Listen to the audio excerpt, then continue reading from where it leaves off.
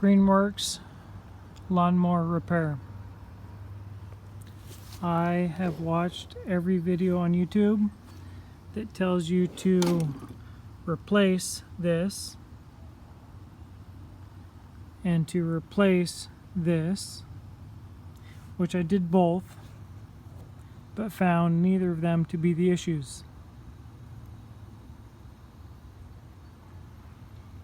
So what I did find when I opened this machine was that this and this were at precarious and odd angles, and it took a lot of bit of force and prying to remove them.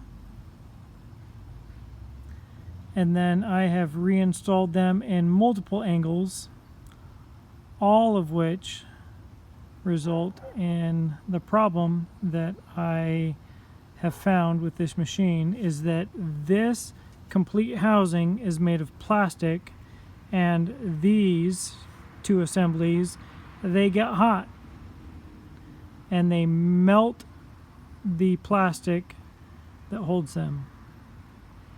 So because of that, I would never buy one of these machines. Luckily, I didn't pay for this.